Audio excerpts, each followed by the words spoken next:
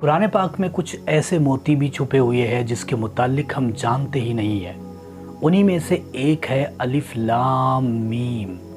Screen کے اوپر جو آپ کو لکھا ہوا دکھ رہا ہے یہی ہے وہ، اور اس کی اتنے سارے کرشمے موجود ہیں کہ قسم خدا کی اگر کوئی بندہ اس کے متعلق جان جائے یا پھر اس کے علم تک پہنچ جائے، وہ دنیا اور آسمانوں کی سیر کر سکتا ہے، وہ روحانیت کی دنیاوں کو دیکھ سکتا ہے اپنی آنکھوں سے، وہ ایسے علوم اپنے سینے پر کھول سکتا ہے جس کے متعلق کوئی عام بندہ سوچ بھی نہیں سکتا، کسی کے سپنے میں بھی نہیں آ سکتا کہ یہ چیزیں بھی ہو سکتی ہے، اور وہی چیزیں اس کے ذریعے سے پوری ہو جاتی ہے۔ یعنی کہ اس کے ذریعے سے ناممکن کام جو بن ہی نہیں سکتے، جس کا کوئی امید ہی نہ ہو، وہ کام اس کے ذریعے سے بن جاتا ہے۔ لیکن یہ بہت زیادہ جلالی ہے اور طاقتور ہے، اور اس کو پڑھنے کے بھی الگ الگ طریقے بھی موجود ہیں۔ یوں تو آپ اکثر کر کے اس سورت کو بار بار پڑھتے ہو، الف لام میم ذالک الکتاب لا ریب فیہ۔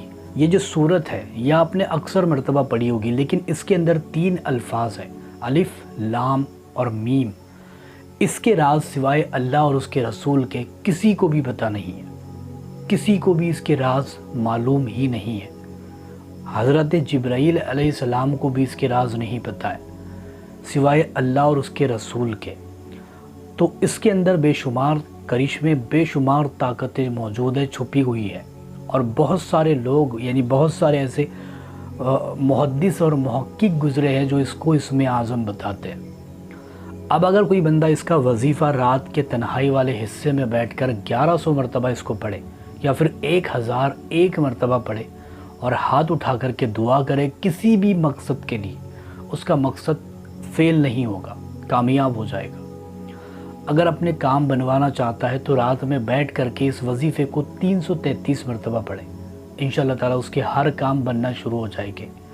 اگر کہیں پر پھنس چکا ہے اور وہاں سے نکلنا چاہتا ہے تو اس کا ورد، اس کا ذکر زیادہ سے زیادہ کرے، الف لام میم، اس طریقے سے۔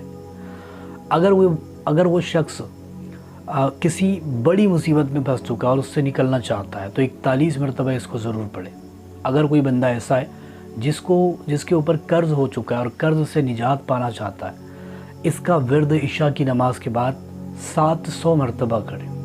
اگر کوئی ایسا بندہ ہے جو کسی کے دل میں اپنی محبت پیدا کرنا چاہتا ہے، مغرب کی نماز کے بعد اس کے گھر کی طرف رخ کر کے اس کو پڑھنا شروع کرے، اور پھر دیکھے کہ کمال کیا ہوتا ہے۔ اگر کوئی ایسا بندہ ہے جس کو دولت کی ضرورت ہے، وہ دولت کو پانا چاہتا ہے، تو اس بندے کو چاہیے کہ رات میں تنہائی والی جگہ پر بیٹھ کر اس کا ذکر کرے 1001 مرتبہ، اور ہاتھ اٹھا کر کے لیے حصول دولت کے لیے ہاتھ اٹھائے اور دعا کر لے۔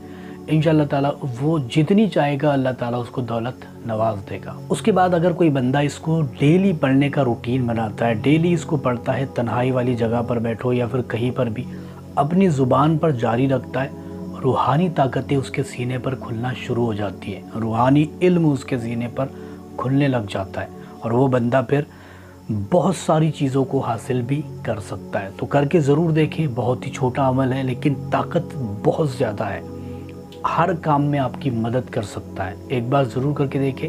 ویڈیو پسند آئیے تو لائک، شیئر اور سبسکرائب ضرور کر کے